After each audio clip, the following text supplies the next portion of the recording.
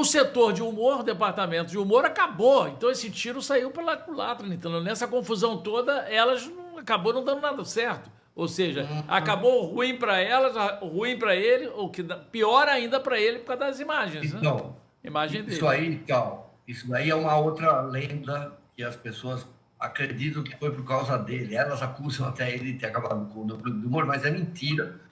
E essa é uma matéria que eu ainda faço no UOL, e tem o título, Pesquisa da Globo determinou o fim do humor. Como você sabe, ano após ano, a Globo faz uma grande pesquisa qualitativa É. com seus telespectadores, aquela mais aprofundada. É primeiro trimestre de 2019, Bolsonaro eleito. A Globo vai lá, faz uma pesquisa e descobre que o público dela está rachado, igual ao país. Metade direita, metade esquerda. E aí, o que ela faz? Ela vai ouvir por que as pessoas estão criticando ela. Então, eles criticam, obviamente, os três pilares da Globo, que é dramaturgia, jornalismo e humor. E o humor, vocês lembrarem, é a época do Isso a Globo não mostra, tá no ar, o Zorra se politizou, tudo isso é Márcio Melo, tá? Que está ali ajudando a fazer, transformar, tirou, por exemplo, Gostosa do humor. E aí, o que mais incomoda os bolsonaristas é o humor. Eles estavam absolutamente revoltados com o Bonner e com o humor da Globo. Então, para mim, o que eu apurei foi que a Globo começou a fazer um aceno para o leitor, para o telespectador bolsonarista, porque ela não pode perder. Ela não pode ficar sem essa pessoa. Dinheiro, né? É dinheiro, Em né? março de 2019, o Melling, o Silvio de Abreu, Schroeder já sabiam que ia acabar o humor a partir daquele ano. O que, de fato, acaba acontecendo no janeiro do ano seguinte. Aí você entra numa questão da política aí e também acompanhando teu. Primeiro que, volto a dizer, o canal do Ricardo Feltrin, para quem quer conhecer sobre caso Márcio Melli, sobre jornalismo, é imperdível, você tem que assistir. E aí eu tenho me informado muito pelo teu canal, e aí você entra nessa questão da politização desse caso, porque o Márcio, ele politiza o humor, como você está falando, ele foi o responsável por politizar o humor, e agora ele está sendo vítima dessa politização também, pelos relacionamentos que a parte acusadora tem, né? Com o Cacai, com a Joyce, com a Gleice. Conta pra gente sobre isso também. Eu acho que eu não conheço o Márcio, eu queria só lembrar uma coisa que eu sempre preciso falar, assim, eu nunca tinha ouvido falar do nome Márcio Melling na minha vida, até dezembro. Eu sabia quem era a cara, porque eu lembro que tinha aquele seriado... Cara de pau. É a dupla, ele fazia uma dupla com outro ator. O comediante. Com Hassum. Hassum. Então, eu via a cara, sabia que era um ator, mas nem sabia o nome dele. Eu só vou descobrir que ele era Márcio Melling em dezembro, quando sai a matéria da Piauí. E eu acho, pelo tudo que eu investiguei a vida dele a fundo, só a carreira, que a vida pessoal não é da minha conta, eu via que, assim, ele tinha bate-boca aí com o Danilo Gentili, ele teve bate-boca com outras pessoas, assim, meio público, mas, assim, eu nunca vi ele fazendo uma campanha, sabe, contra o Bolsonaro ou a favor do Lula. Sabe, um cara meio discreto, o que eu entendi. Mas ele bateu boca aí com ícones da direita, né? Também, como, na época, o Danilo Gentili não era de direita. Ou talvez ele era de direita, mas ele nunca foi bolsonarista. Mas as pessoas abraçaram ele como bolsonarista.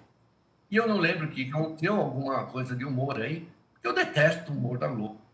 Tirando tá no ar algumas coisas e Isso a Globo não mostra, eu sempre achei deplorável assim, o humor. Teve uma época que o Zorra melhorou um pouco, eu lembro que deu uma notinha até, que era essa coisa de sumir as gostosas, sumir a mulher com o dedinho na boca, né? Tudo isso eu achei legal, mas não era uma área que eu assistia, não. Mas aí essa politização que você falou agora no teu canal, sobre o Cacai, sobre a relação da Mayra Cota. Então, o que elas começaram a fazer depois da entrevista que elas dão para o Guilherme Amado, aquela entrevista mais chapa branca que eu vi, e ela é desmoralizada na hora que o Márcio não só rebate com provas, cada ponto, ele faz um vídeo de 2 horas, né? E ele também publica a íntegra, isso foi uma cagada do senhor Amado, né? Deixou ele gravar a íntegra da entrevista, e você vê na entrevista do Amado com as mulheres, é uma bajulação, sabe? Então, como você se sentiu naquela hora? Isso é duro, né? Sabe? E eu consegue terminar uma frase, cara. O Amado faz tudo que um jornalista não faz na vida. Tudo que vai contra. Ele não deixa o cara terminar uma frase e age como um advogado de acusação, que é uma coisa que a Juliana Dalpiva vai fazer depois do UOL, mas não no nível que o Amado faz. E aí sai a famosa entrevista daquela sexta-feira, com as 13, com Marcela Diné ali, não sabendo onde enfiar a cara, né? O Eduardo também, né? O Eduardo Stebbs. O Eduardo. Se você estudar um pouco de comportamento, de postura corporal, vocês vão ver, eu vou fazer um clipe disso ainda, a quantidade de tempo que eles olham para o chão. Constrangimento total, né? Constrangimento total, você acredita? Não, a linguagem corporal não mente, cara, porque a gente, quando é criança, o que a gente faz quando a gente é flagrado, olha para baixo, bronca, ou olha para baixo, ou quando a gente está mentindo. E aí elas aproveitam essa entrevista, que a princípio causou um pouco de comoção, né? Muita gente que já estava do lado do Márcio voltou para o lado dela. E aí elas fazem aquilo que eu chamo a caminhada de Taubaté. Elas vão para Brasília e se encontram com a ministra mulher, Cida Gonçalves, depois se reúnem, são recebidas com pompa e circunstância no Congresso pela Gleisi Hoffmann, depois posam com a primeira-dama, Janja, e ainda vão no Ministério Público, no Conselho Nacional. E aí eu descobri que a Airacota era funcionária da Gleisi Hoffmann. Advogada, para ficar bem claro, advogada do grupo das mulheres, funcionária da Gleisi. Era funcionária, foi nomeada com cargo de DNAS, aí ganhava 17 pau em 2012, né? Ela estava chegando. E aí eu descubro que também a sócia dela, Manuela Miklos, trabalhou no gabinete de transição agora do Lula com a Cida Gonçalves, com a ministra da Mulher. Então elas usaram, e aí o Cacai abre as portas do Ministério Público. Então elas usaram a estrutura, a influência política do PT, dos petistas, e o Cacai é também um famoso petista, para usar contra Márcio Melo, para condenar ele de vez. Elas acharam que aquilo... Eu tenho as fotos que estão todas rindo, sabe? Eu brinco, falo que aquilo era o sorrisinho da vitória. Elas tinham certeza que ali estava acabado o Márcio. E aí que vira história, porque 10 dias depois ele começa abre o canal dele, e aí começa o massacre.